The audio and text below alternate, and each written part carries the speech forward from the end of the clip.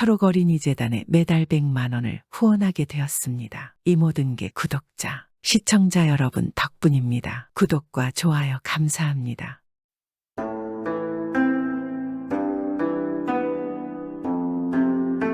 옛날 옛적 어느 바닷가 마을에는 한 늙은 어부가 살고 있었습니다. 어부는 어느 날부터 조상님의 계시다 하며 아들에게 날마다 남은 밥을 물에 던져라 머지않아 복을 받게 될 것이다 라고 아들에게 말하는 것입니다. 이 아버지는 정말 날이면 날마다 이 말을 아들에게 귀에 못이 박히도록 하였습니다. 그리고 아들은 효자였기에 아버지의 말을 잘 따랐습니다. 그래서 어려서부터 밥을 먹을 때 조금씩 남겨서 바닷물에 던졌습니다. 그리고 어느덧 세월이 흘러서 아버지가 죽을 때가 되었습니다. 아버지는 마지막으로 아들에게 당부했습니다. 아들아, 내가 죽더라도 내 말을 꼭 지켜야 한다. 반드시 매일 밥을 남겨 물에 던져라, 알겠느냐? 머지않아 그것이 복으로 돌아올 것이다. 네, 알겠습니다. 아버지, 반드시 그러겠습니다. 제가 무슨 일이 있어도 꼭 그리 하겠습니다. 너무 걱정하지 마세요. 아버지는 그렇게 마지막까지 같은 말을 유언으로 남기고 세상을 떠났습니다. 아들은 이후 아버지의 유언을 잊지 않고 날마다 바닷가에 가서 조금씩 남은 밥을 던졌습니다. 그런데 신기하게도 매일 똑같은 물고기가 나타나서 밥을 받아먹는 것이었습니다. 물고기는 매일매일 아들이 던져주는 밥을 받아먹고 몰라볼 정도로 자라났습니다.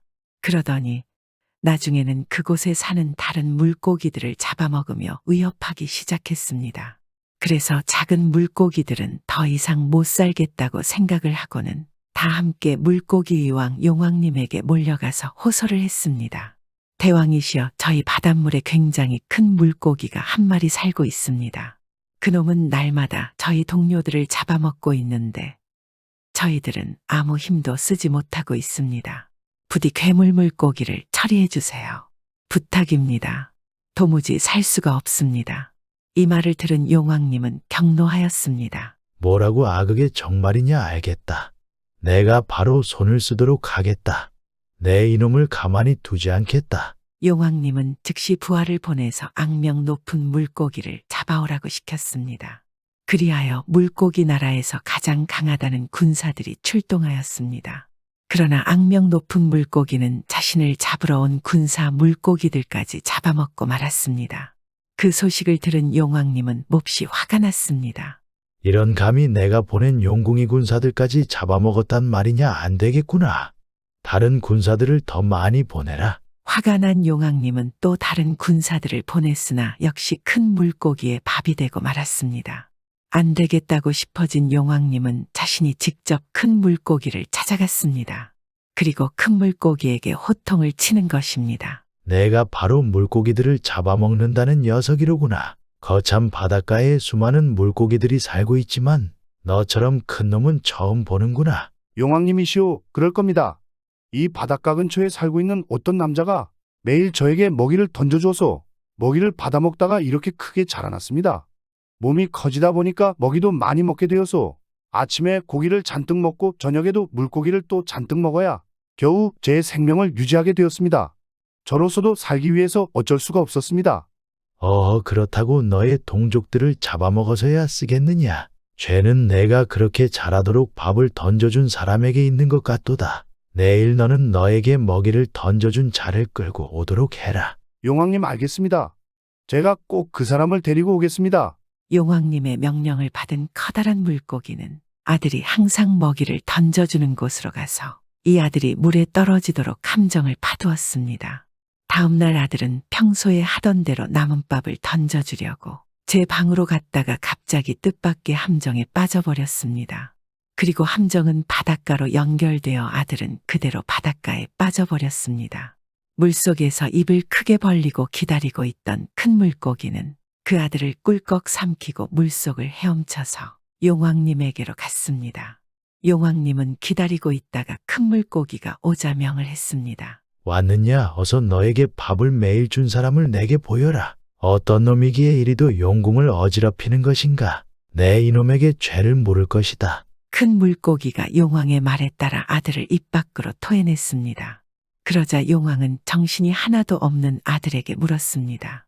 아니 인간이여, 도대체 너는 왜 귀한 밥을 물속에 던진 것이며 밥이 남아도는 것인가? 그렇게 풍족하게 사는 것이냐? 어찌 하루도 걸리지 않고 10여 년 동안 그리한 것이냐? 답해보거라. 아닙니다. 당연히 밥은 늘 모자랍니다. 제가 먹을 끼니도 없을 때가 많습니다. 그래서 어떨 때에는 내 끼니를 굶고 물에 던진 적도 있습니다. 다만 저희 손친께서 어렸을 때부터 그렇게 하라고 하셨기 때문에 유언을 계속 이어가고 있는 것입니다. 부친의 말을 어김없이 실천하고 있다는 말을 들은 용왕님은 아들을 다시 봤습니다. 그리고 순간 용왕님은 자신의 말을 안 듣고 항상 용궁에 분란을 일으키는 자식들이 생각났습니다. 너는 참으로 훌륭한 아들이로구나. 내 아들은 내 말을 듣지도 않고 아버지의 권세만 믿고는 아나무인처럼 살고 있는데 내 아들이 너의 밥만이라도 닮았다면 참 좋을 것을. 너의 이야기를 내 아들에게도 해 주어야겠구나. 아닙니다. 당연히 해야 할 일을 하고 있을 뿐입니다. 아버지께서 남기신 말씀이니까요. 자식된 도리로 그것은 당연하다고 생각합니다. 그래, 사실 나는 너에게 벌을 주려고 하였지만 너의 말을 듣고 보니 너와 같은 효자에게는 오히려 상을 주어야겠구나. 뭘 주면 좋을까? 용왕님은 잠시 생각을 하다가 너는 인간이지만 매일 용궁의 내 백성들에게 끼니를 나누어 주었다. 그리하니 너에게 인간들이 들을 수 없는 모든 동물들의 말을 듣게 해주겠다. 용왕님은 그리고는 아들에게 이 세상에 있는 모든 동물의 언어를 모두 가르쳐 주었습니다. 그 말에는 새들이나 짐승의 언어도 포함되어 있었습니다. 그리고 바다로부터 멀리 떨어진 외딴 섬에 그를 올려다 주고 사라져 버렸습니다. 그곳은 아직 인간의 발이 닿은 적이 없는 숨겨진 섬이었습니다. 아니 어찌 된 것이지? 이게 여긴 어디야? 내가 죽은 것인가 살아있는 건가? 내가 지금 꿈을 꾸고 있는 것은 아니지. 어찌 이런 일이 생긴 것이지? 아들이 섬에 지쳐 쓰러져서 주변을 둘러보며 상황을 파악하고 있는데 어디선가 까마귀 2마리가 날아와서는 아들의 머리 위를 빙빙 돌며 이야기를 주고받았습니다. 아버지, 인간을 좀 보세요. 살았을까요? 죽었을까요? 글쎄 잘 모르겠는 걸 움직이는 것 같기도 하고 아닌 것 같기도 하고. 아, 좋은 방법이 있어요. 인간의 눈을 한번 쪼아볼게요. 어이구 아들아, 안 된다. 내려가지 마라. 만약 인간이 살아있으면 너는 붙잡혀서 욕을 보게 될 것이다. 아버지도 참 걱정이 왜 그리 많으세요. 제가 쏜살같이 눈을 쪼아버리면 인간은 어찌하지 못할 거예요. 아들 까마귀는 아버지 말을 듣지 않고 아들이 누워있는 곳으로 날아왔습니다. 한편 용왕님 덕분에 까마귀가 주워받은 말을 모두 알아들은 아들은 아들 까마귀가 자신의 눈을 쪼으러 올 것이란 것을 알게 되었습니다. 그래서 미리 준비를 하고 있었습니다. 그리고 아들 까마귀가 날아오자 얼른 다리를 움켜잡았습니다. 으아, 이럴 수가, 살려주세요. 아들 까마귀는 비명을 지르며 놓아달라고 사정을 했습니다. 그러자 아버지 까마귀가 아들 가까이 날아와서 눈물을 뚝뚝 흘리며 애원하였습니다. 인간이여, 우리 말을 알아듣고 계셨군요. 지금 제 말도 들리신다면 제발 제 아들놈을 놓아주십시오. 제 아들놈이 실수를 하였습니다. 부디 놓아주십시오. 그렇게만 해주신다면 대신 제가 아주 좋은 비밀을 가르쳐 드리겠습니다. 제가 이곳에 엄청난 보물이 있는 곳을 알고 있습니다. 그곳을 알려드리겠습니다. 어서 제 아들을 살려주십시오. 정말 이곳에 엄청난 재물이 있다고. 어디 있는지부터 말해라. 이놈을 풀어주면 도망갈 게 뻔하지 않느냐. 그러면서 아들은 이 아들 까마귀의 다리를 더욱 세게 움켜잡았습니다. 그러자 아들 까마귀가 비명을 질렀습니다. 으아, 아버지 어서요, 어서 말해주세요.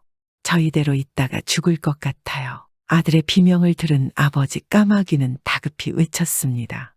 아이고, 알겠습니다.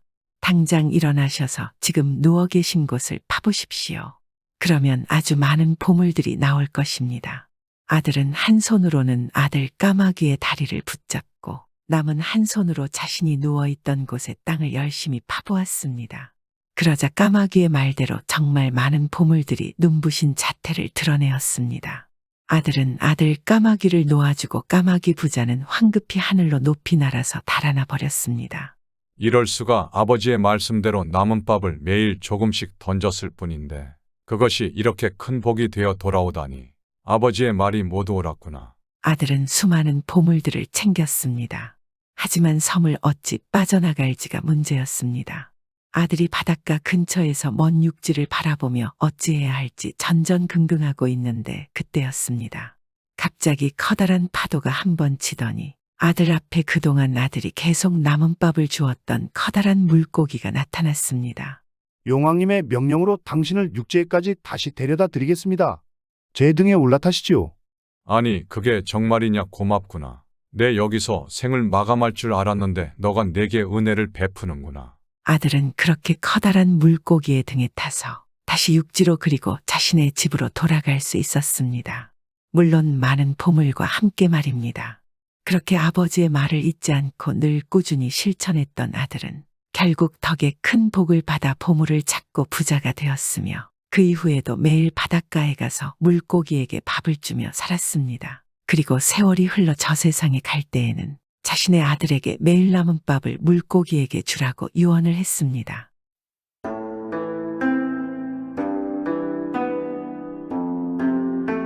옛날 옛적 강원도 시골에 가난한 부부와 착한 아들이 살고 있었습니다. 어느 날 두 부자가 만주에 돈벌이가 잘 되고 살기도 좋다는 말을 듣고는 고향 산천을 등지고 만주에 와 남의 집 머슴을 하며 살았습니다. 아버지는 밤마다 아들인 칠복이를 보고는 칠보가, 우리가 떠나올 때 너의 어머니가 만주에 가서 돈을 벌면 밥이나 한번 실컷 먹어봤으면 했는데 우리 부자가 돈을 빨리 벌어서 너의 어머니 원이나 풀어주자. 그리고 나는 언제나 그 아름다운 금강산 생각이 못 견디게 나는구나. 우리 돈을 벌어가지고 가서 고향의 금강산에서 마음껏 놀아보자. 칠보가, 아버지의 평생 소원은 이것뿐이다. 칠복이는 아버지의 평생 소원을 풀어주기 위해 눈만 뜨면 손발이 놀 새 없이 부지런히 일하였습니다. 그런데 낯선 땅에 와서 1년도 못 되었는데 아버지가 병들어 자리에 눕더니 사흘이 못 되어 세상을 뜨고 말았습니다.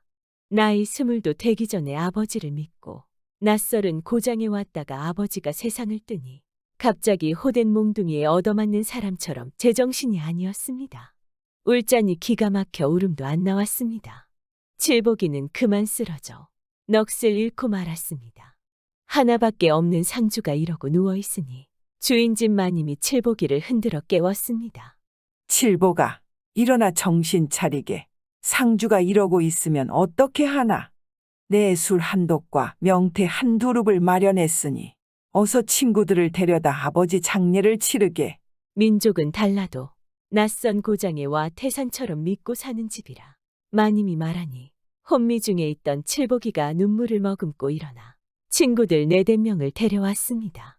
친구들이 오니 마님이 술과 명태를 내놓으며 술이나 마시고 칠복이 부친의 장례를 지내달라고 부탁하였습니다. 친구들이라야 다 남의 집 품팔이를 하는 사람들이라 주는 술은 한두 잔씩 마시더니 칠복이 아버지를 본나무 껍질로 싸서 찌개에 지고 장례하러 산으로 갔습니다. 칠복이는 아버지 유체를 평생 소원대로 강원도 땅도 보이고 금강산도 보이는 곳에 묻자고 생각하였습니다. 살아서 다시 강원도에는 못 가고 살아서 그토록 아름다운 금강산은 다시 구경 못해도 죽어서라도 바라보게 하자는 생각이었습니다. 그런데 산중턱을 넘었는데 목을 빼들고 봐도 강원도 땅도 안 보이고 금강산도 보이지 않았습니다. 평지도 아니요 높은 산으로 죽은 사람을 지고 가자니 여간 힘들지 않았습니다. 황소 같은 젊은이들이 서로 엇바꿔 지고 가는데도 힘이 들어 땀물에 전신이 흠뻑 젖었습니다. 미안한 건 칠복이뿐이지만 아버지 소원을 풀어주자는 것도 칠복이뿐이었습니다. 칠복이는 친구들을 보고 사정하였습니다. 내 소중한 친구들아, 내 말을 들어보게. 우리 아버지 평생 소원이 금강산을 다시 한번 가보는 게 소원이셨네. 또 우리 어머니가 강원도에 계시네. 그러니 우리는 이 산으로 자꾸 올라가다가 강원도 땅이 보이는 곳에 가서 우리 아버지를 묻어야 하겠네. 강원도 땅이 보이지 않는 곳에 난 우리 아버지를 모시지 못하겠네. 친구들이 다 칠복이의 말을 듣고는 눈물을 흘리며 또 산으로 올라갔습니다. 한참 올라가서 또 멀리 내려다 보았는데 강원도 땅은 여전히 보이지 않았습니다. 또 산마루를 향해 걸었습니다. 오르고 오르니 산마루에 거의 올라서게 되었는데 거기서 멀리 내다보니 강원도 땅이 보이고 아름다운 금강산도 보였습니다. 친구들아, 이제는 그만 가도 될 것 같다. 여기다 우리 아버지를 모시면 아버지가 세상 떠났어도 강원도 땅도 보고 금강산도 볼 수 있으니 여기다 모시자. 지게를 벗어놓고 같이 갔던 친구들이 엇갈아가며 굴심을 팠습니다. 굴심을 다 파자 칠보기가 묫자리에 들어갔습니다. 그런데 서서 보니 강원도와 금강산이 보이던 것이 반드시 누운이 푸른 하늘밖에 보이지 않았습니다. 칠보기는 묫자리에서 나와 친구들을 보고 말했습니다. 친구들아, 내 묫자리에 들어가 서서 보니 강원도와 금강산이 다 보이는데 누운이 하늘밖에 보이지 않네. 그러니 아버지 소원대로 강원도 땅도 보고 금강산도 보게 아버지를 세워 모셔야겠네. 칠보기의 소원이 그러니 친구들도 칠보기 하자는 대로 하자면서 그의 아버지를 세워놓고 묻어주었습니다. 칠보기는 묘 앞에 가서 술을 붓고 명태를 놓고는 절을 하였습니다. 아버지, 살아생전에 이루지 못한 소원이라도 여기서 평생 소원대로 우리 강원도 땅과 금강산을 보십시오. 불효자는 아버지 생전에 아버지 소원을 풀어주지 못한 것이 평생 한이 맺힙니다. 칠보기는 땅을 치며 대성통곡하였습니다. 그 바람에 같이 갔던 친구들도 같이 따라 울다가 넘어가지 않는 술 한 잔씩 하고는 집으로 돌아가게 되었습니다. 칠보기는 마님이 너무도 고마워 나무를 한 짐 해지고 내려왔고 친구들도 낯선 땅에 와서 남의 집에 의거하여 사는 사람들이라 저마다 나무 한 점씩 해지고 내려왔습니다. 어느덧 해가 질 무렵 나무 한 점을 지고 칠보기는 주인 집에 이르렀습니다. 마님은 칠보기 부자에게 인정 있는 사람이라 칠보기가 아버지를 묻고 얼마나 슬피 울다 왔겠느냐고 눈물 흘리며 밖에서 기다리는데 들어오는 걸 보니 빈몸에 들어오지 않고 산더미 같은 나무찜을 지고 들어왔습니다. 아이고 이 사람아, 오늘 같은 날에 나무찜을 뭐라고 지고 다니는 것이냐? 마님, 제가 신세를 갚을 길이 없어 나무라도 지고 왔습니다. 나무찜을 내려놓으니 마님도 슬퍼서 칠보기를 붙잡고 눈물을 비오듯 흘리며 울었습니다. 사흔날 아침에 마님은 칠보기에게 술도 주고 음식도 해주며 아버지 산소에 가서 3일째를 지내고 오라고 하였습니다. 그렇지 않아도 떠나려던 참인데 마님이 이렇게까지 생각해주니 눈물의 옷이 다 젖었습니다. 칠보기는 마님이 차려준 음식과 술을 가지고 산에 가서 묘 앞에 놓고 절하였습니다. 아버지, 강원도 땅도 보이시고 금강산도 보이십니까? 아버지, 아버지. 칠보기는 홀로 계시는 어머니 생각, 돌아가신 아버지 생각, 앞으로 외롭게 살아갈 생각 등 여러 가지 슬픈 생각에 잠겨 울고 또 울었습니다. 울고 울다가 해가 진력해야 정신을 차리고 나무 한 짐을 해지고 집으로 돌아왔습니다. 집에 돌아보니 해는 져서 날이 어둡기 시작했습니다. 마님은 아침에 산소에 간 사람이 해지도록 돌아오지 않으니 저녁을 지어놓고 밖에 나가서 기다리고 있었습니다. 그런데 방금 전에 머리가 헝클어지고 의복도 남루한 한 처녀가 이 집에 하룻밤 자고 가겠다며 찾아왔었습니다. 이 처자는 조선에서 갑부인 은행 주인의 딸 꽃분이었습니다. 하지만 은행에 불이 나서 아버지가 돈 가지러 들어갔다 그 불에 타 죽고 어머니도 불에 죽게 되어 아예 멀리 떠나 슬픔이 나 있고 배필이나 찾아 살자고 떠나게 된 것이었습니다. 마님은 그 처녀를 보니 차림새는 남루해도 생기기는 천상의 선녀처럼 절색이었습니다. 마님은 그 처녀를 보자 칠보기에게 짝을 맺어주고 싶은 생각이 불붙듯 하였습니다. 마님은 말없이 그 처녀를 자기 집에 들여놓았습니다. 그리고는 밖에 나가 칠보기를 기다린 때는 그 처녀가 온 뒤였습니다. 그렇게 밖에 나가 기다리는데 칠보기가 또 나무를 한 짐 잔뜩 지고 들어섰습니다. 아이고 이 사람아, 이런 날에 나무는 왜 해지고 다니는 것이야? 아이고 불쌍도 해라. 아버지 산소에 가서 많이도 울었구나. 칠보가, 너 어서 들어가 세수하고 장가들어라. 오늘 좋은 색시가 찾아왔단다. 마님은 나무찜도 벗겨주고 옷에 먼지도 털어주면서 야단이었습니다.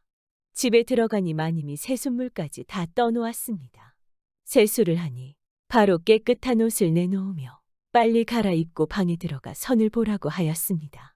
마님은 꽃분이가 조선에서도 갑부인 은행 주인의 딸이라는 것도 모르고 올 때 갈 데 없이 떠돌아다니는 처녀인 줄만 알고 당장 혼례하자고 서둘렀습니다.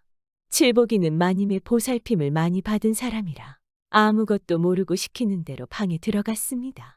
방에 들어가 보니 머리가 다 헝클어지고 다 떨어진 옷을 입은 꽃분이가 앉아 있었습니다. 칠복이는 혼자 앉아 있는 꽃분이의 곁에 오래 있기도 거북해서 별로 자세히 보지도 않고 바로 일어나 나와 버렸습니다. 마님은 그가 방에서 나오자 물었습니다. 그래, 그 처녀를 보니 어떠하냐? 마음에 드느냐? 마님, 자세히 보지도 않았습니다. 뭐 이러고 저러고 할 게 있느냐? 내 오늘 저녁에 술이나 내놓고 명태나 내놓을 테니 친구들을 데려다 잔치술이나 먹여라. 칠복이는 그 말을 듣자 그저 멍하니 앉아만 있었습니다. 그러나 마님이 자기가 나서 칠복이 친구들을 불러다 놓고 술상까지 차려 내놓았습니다. 야, 이거는 칠복이가 아버지 소원 풀어주니 하늘이 내려다보고 내게 색시를 보냈구나. 이 녀석아, 내가 장가를 가니 내가 장가드는 것 같이 좋구나. 야, 신랑 술 한 잔 받아 먹어보자. 하며 친구들은 각자 자기 소리를 내고는 마님이 내놓은 술을 다 마셨습니다. 마님은 수리통이 나자 모두들 일찍이 돌아가 자라면서 친구들은 다 돌려보냈습니다. 칠복이는 친구들이 다 가고 나서 방에 들어가니 꽃분이는 아랫목에 누워 정신없이 자고 있었습니다. 칠복이는 방에 들어가 앉았습니다. 꽃분이가 누워 자는 걸 보고는 짚을 가져다 새끼를 꼬기 시작하였습니다. 새끼를 꼬고 꼬다 꽃분이를 내려다보니 다리를 딱 꼬부리며 자고 있었습니다. 너도 참 불쌍하구나. 얼마나 추우면 다리도 못 펴고 자고 있을까. 칠복이는 아버지 살아생전에 두 부자가 함께 덮던 헌 이불밖에 없었습니다. 그 헌 이불이라도 덮으면 다리라도 편히 펴고 잘 것이라 생각한 칠복이는 그 이불을 꽃분이에게 살며시 덮어주었습니다. 칠복이는 새끼 꼬던 것을 걷어치우고 옷을 입은 채로 아무것도 덮지 않고 윗목에 누웠습니다. 자리에 누우니 세상 뜻인 아버지 생각, 홀로 계신 어머니 생각에 그저 슬픈 마음뿐이지 다른 생각은 하나도 나지 않았습니다. 그런데 모진 게 잠이라고 이럭저럭 여러 가지 생각을 하다 그만 깜빡 잠이 들었습니다. 칠복아, 너 왜 그러고 있느냐? 너 저 처녀와 100년을 기약하고 조가삼간이라도 제 집을 잡고 어머니 데려다 함께 살면 이 아버지는 저승에서도 얼마나 기쁘겠느냐? 나는 죽어서라도 너 때문에 매일 강원도 땅과 금강산을 보는데 내가 저 처녀와 부부되면 내 다른 원이 없겠다. 어서 정신을 차려라. 아버지, 아버지. 아버지를 부르며 깨고 보니 꿈이었습니다. 그런데 밤이 어느 때나 되었는지 모르는데 아버지 하는 모진 소리에 꽃분이가 그만 잠에서 깨어났습니다. 잠에서 깨고 보니 헌 이불이라도 누가 자기에게 덮어주었고 윗목을 보니 칠복이가 앉아 있었습니다. 더는 그 이불을 덮고 누워있을 수 없었습니다. 고마워요. 이걸 덮고 잠깐이라도 눈을 붙이세요. 저는 덕분에 잘 잤어요. 아니에요. 떠돌아다니느라 고생이 많으셨을 텐데 헌 이불이라 나무라지 말고 하룻밤이라도 편히 주무세요. 올 때 갈 데 없는 사람을 이처럼 보살펴주니 감사합니다. 그런데 부모님은 안 계세요. 부모님이 계시면 이렇게 낯선 고장에 와 떠돌아다니며 고생하겠어요. 사정이 그러하면 나와 같이 삽시다. 오늘 저녁 우리 둘이 한 방에 자리를 같이 함도 인연이 아니겠어요. 그렇지 않아도 마님이 우리 둘이 잔치를 했다고 친구들을 불러서 술까지 대접했어요. 그럼 이 몸을 당신에게 맡기겠습니다. 낭자, 잔치는 먼저 했으나 우리 둘의 언약은 이 시각이니 동시에 마주서 절이나 해야 혼례가 아니겠어요.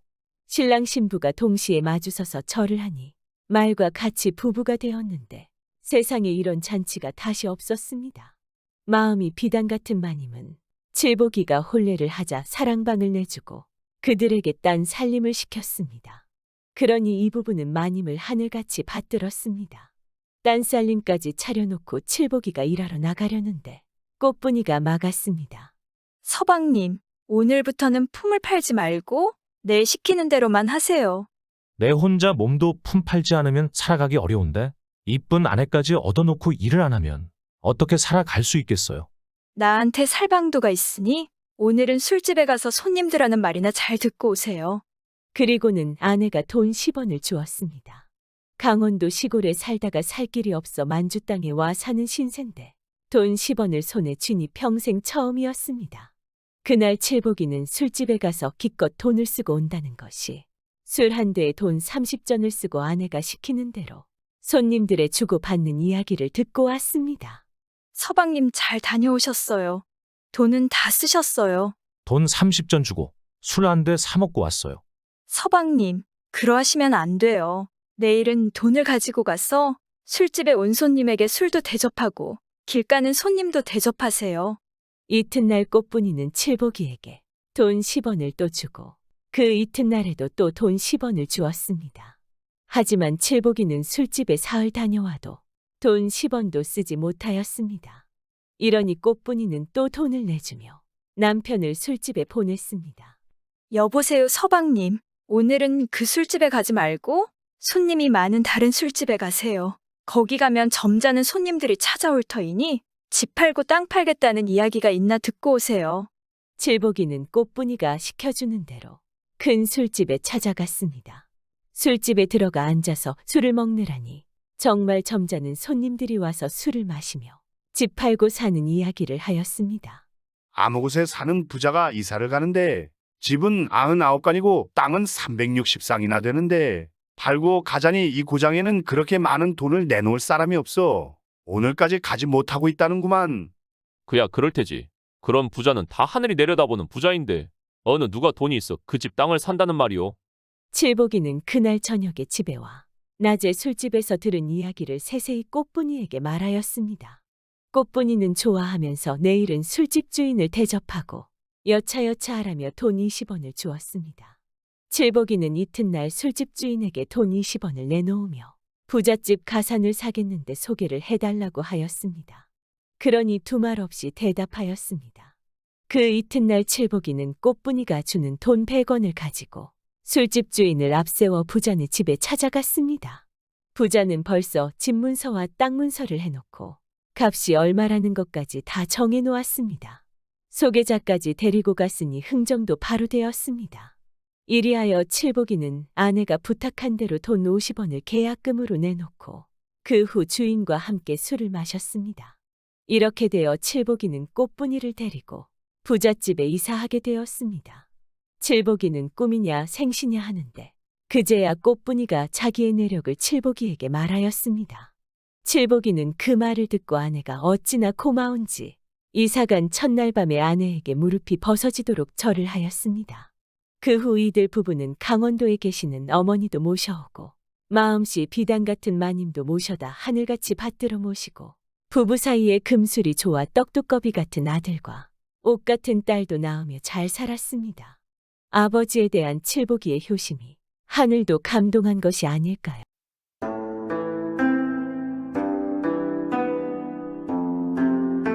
옛날 옛적에 백두산 기슭에 총각 머슴이 살았는데 주인집 양반이 그동안 일한 세경을 주지 않고 쫓아냈습니다. 머슴은 성품이 착하고 홀어머니를 극진히 모시는 정말 괜찮은 사내였습니다. 이런 머슴이 아무것도 없이 쫓겨나니 생계가 막막하지 않겠습니까? 자기는 괜찮지만 병든 홀어머니가 걱정이지 않겠습니까? 그래도 이 머슴은 부지런하고 생활력이 강해서 이것저것 닥치는 대로 일했습니다. 그래도 입에 풀칠하기가 쉽지 않았습니다. 아무것도 없는 머슴이 뭐 할 일이 그때는 뭐 있겠습니까? 그래도 집에 지게 하나는 있어서 매일 산속으로 나무를 하러 갔습니다. 이 총각은 날이면 날마다 백두산에 올라가 나무를 해다 팔아서 병든 홀어머니를 봉양했습니다. 한 번은 동지섣달 추운 겨울에 산에 가서 나무를 하는데 어디서 희미하게 앓는 소리가 들리는 것입니다. 사람이 몹시 아파서 앓는 소리 같은데 도무지 이 산 중에 누가 살기에 저런 소리가 나나 하고 소리 나는 곳으로 가봤습니다. 가보니 전에 못 보던 움막에 앉혀 있는데 앓는 소리는 거기서 새어나오는 것입니다. 이 머슴이 백두산에 나무하러 다닌 지 10년이 넘었는데 이곳에 이런 움막이 있는 것은 처음 본단 말입니다. 이상하게 생각하고 움막에 들어가 보니 방 안에 과부 하나가 누워있더란 말입니다. 그런데 금방이라도 숨이 넘어갈 듯이 갸르릉거리며 앓고 있는 것입니다. 과부를 잡고 흔들어 깨워도 정신이 없기에 제가 해온 나무로 방에 불을 덮겠대고 자신이 먹으려고 가져온 옥수수와 감자로 죽을 써서 먹였습니다. 온 정성을 다해 간호를 했더니 잠시 뒤에 과부가 깨어나는 것입니다. 그런데 기운이 없어 말은 못하고 눈물만 주르르 흘리고 있었습니다. 그래서 머슴이 이렇게 된 자초지정을 과부에게 물어봤습니다. 아주머니 어떻게 위험한 산중에서 혼자 계신 겁니까? 그것도 성치 않는 몸으로 다른 식구들은 어디가 있습니까? 그러니깐 과부가 한숨만 푹푹 쉬며 자초지정을 설명하는 것입니다. 내 본래 산 아랫마을에서 살았는데 일찍 남편을 여의고 아들 셋을 두었는데 나이가 들도 몸도 성치 않으니 아들들이 이곳에 움막을 짓고 나 혼자 남겨놓고 다들 마을로 내려갔습니다. 듣고 보니 이호자한테는 정말 이해할 수 없지 않겠습니까? 아무리 먹고 살기 힘들지만 이렇게 나이 들고 병든 어머니를 버려놓고 가버리면 여기서 혼자 죽으라는 것 아니겠습니까? 금수도 그런 짓은 하지 않지 않겠습니까? 하물며 아들 셋 다 똑같은 나쁜 놈인 것입니다. 그걸 보니 하도 가엾어서 그 다음 날부터 날마다 움막에 와서 노인을 정성껏 보살펴줬습니다. 집에서 쑤어온 미음도 떠먹이고 대소변 수발도 들어주고 이렇게 잘 간호해줬더니 며칠 뒤에는 아주 맑은 정신으로 돌아왔습니다. 과부가 머슴의 손을 부여잡고 고맙다고 하지 않겠습니까? 의지할 곳 없는 몸이 산중에서 뜻하지 않게 병이 들어 죽는 줄 알았더니 젊은이 덕택에 다시 살아났습니다. 정말 고맙습니다. 아무도 모른 채 비명행사 할 뻔했습니다. 하고 참 고마워하더니 지필목을 꺼내 들고 그림 한 폭을 그려주는 것입니다. 과부가 손끝에서 붓이 펄펄 나는 듯 하더니 푸른 소나무에 흰 두루미가 한 마리 앉아 있고 바위 밑에 맑은 샘물이 솟아나는 그림 한 폭이 금세 그려져 나오는 것입니다. 정말 며칠 전에 시름시름 않던 노인네라고는 믿기지 않는 것입니다. 가진 것이라고는 그림 그리는 재주뿐이라 이것으로 보답하려 하니 사양 말게나. 그래서 그림 한 폭을 얻어가지고 집에 돌아왔습니다. 이튿날 머슴이 그림을 품에 넣고 도산에 나무를 하러 갔습니다. 그런데 웬일인지 어제까지 그 자리에 있던 움막이 온데간데 없지 뭡니까? 움막이 없으니 노인도 없지 않겠습니까? 과부가 걱정돼서 자신이 잘못 온 것이라 생각하고 이산저산 뒤졌지만 과부가 보이지 않았습니다. 그것 참 이상한 일도 다 있다 하면서 나무를 했습니다. 나무를 한 짐에서 산을 내려오는데 목이 몹시 마르는 것입니다. 근처에 샘물도 없고 해서 그냥 앉아서 쉬는데 심심풀이로 품속에 넣어뒀던 그림을 꺼내보았습니다. 그림 속 경치가 어찌나 좋은지 한참 넋을 잃고 바라보다가 문득 그림 속에서 솟아나는 맑은 물이 참 시원해 보여서 손으로 한번 쓰다듬어 보았습니다. 그랬더니 이게 웬일입니까? 그림 속의 소나무에서 학이 날갯짓을 하더니 샘물 그림에서 정말로 맑은 물이 쪼르르 흐르지 뭡니까? 그 물을 손에 받아 마셔봤더니 이게 물이 아니고 술인 것입니다. 맛도 향기도 그윽한 술인데 한 모금 마시자마자 정신이 맑아지면서 온몸의 기운이 솟아오르는 것입니다. 그 과부가 산신령이었던 모양입니다. 머슴을 시험하기 위해 과부로 변한 채로 그렇게 있었던 것입니다. 그러면 그림에서 나오는 술은 불로장생한다는 신선주일 테니 총각은 보물을 얻어도 아주 큰 보물을 얻었습니다. 총각은 집에 돌아와 그림에서 나온 술로 병든 홀어머니를 고치고 기력도 살렸습니다. 시름시름 하던 어머니는 원기가 충천해서 젊을 때처럼 건강해졌습니다. 머슴이 이 좋은 술을 혼자만 먹는 게 아니었습니다. 이웃 사람들한테도 달라는 대로 술을 내어줬습니다. 술을 마신 사람들은 모두 병이 낫고 기운이 솟아나니 이 소문이 금세 멀리까지 퍼지지 않겠습니까? 소문을 들은 사람들이 구름같이 몰려와 술을 얻고 돈을 놓고 가서 가난하던 머슴은 부자가 되어 잘 살게 됐습니다. 그런데 이런 일에는 반드시 못된 사람이 끼어들게 마련이지 않겠습니까? 고을원이 소문을 듣고 그림이 탐나서 사람을 보내 머슴을 관하로 불러들였습니다. 듣자 하니 내가 신묘한 그림을 가지고 있다던데 그런 귀한 것을 관에 바칠 생각은 없느냐? 나라에서 얻은 신묘한 것들은 모두 나라 것이다. 그 원이 정말 신묘한 그림을 나라에 바칠까요? 자신의 사리사욕을 챙기려고 달라는 것 아니겠습니까? 원이 바라는 대로 그림을 바치기만 하면 무사할 줄 알지만 그렇다고 제 것을 무작정 빼앗기고 싶지는 않단 말입니다. 그래서 딱 부러지게 거절을 했습니다. 눈독을 들인 원이 그런다고 순순히 물러설까요? 구시라치들을 부추겨 송사를 걸게 해놓고 며칠 뒤에 다시 총각을 잡아들이는 것입니다. 내 이놈 그런 줄 몰랐더니 요사스러운 물건으로 백성들을 현혹시켜 돈을 벌었겠다. 여기 내 술을 먹고 병이 난 증인이 있으니 딴소리 말렸다. 관에서 벼르면 되는 일도 안 되고 안 되는 일도 되는 법이니 어쩔 수가 있겠습니까? 머슴은 억울하게 감옥에 갇히고 그림은 원에게 빼앗기고 말았습니다. 그런데 그때 갑자기 백발로인 한 사람이 나는 듯이 관아에 들어오더니 호통을 치는 것입니다. 명색 관장이라는 자가 어찌 이리 음흉한고, 이러니 백성들이 호랑이를 두려워 안고 산속으로 몸을 숨기지 않느냐? 너 같은 썩은 벼슬아치가 호랑이보다 더 피하고 싶은 게야. 하고 원을 크게 나무라자 원과 함께 머슴을 가둔 벼슬아치들이 닭이 되어버리는 것입니다. 이 닭들은 자기가 언제 사람이었나 싶을 정도로 땅에 있는 벌레만 잡고 있는 것입니다. 그러고는 원이 들고 있던 그림을 낚아채어 소나무 위에 앉은 학을 한번 문지르니 갑자기 학이 날갯짓을 하며 그림 속에서 튀어나오는 것입니다. 노인이 머슴을 데리고 학의 등에 오르자 학이 크게 울며 높이 날아올라 어느덧 구름 속으로 사라지는 겁니다. 머슴은 그 후로도 백두산 기슭에는 흰 학을 타고 가끔 구름 사이로 나타난다고 하는 말이 있습니다. 아마 백두산 산신령이 되어 있지 않을까요? 요즘 우리들도 비록 가난하고 지금 형편이 어렵지만 부모님 잘 공양하고 자신보다 어려운 이웃에게 측은지심을 베푼다면 언젠가는 이런 신기한 그림을 받지 않겠습니까? 구독은 공짜입니다.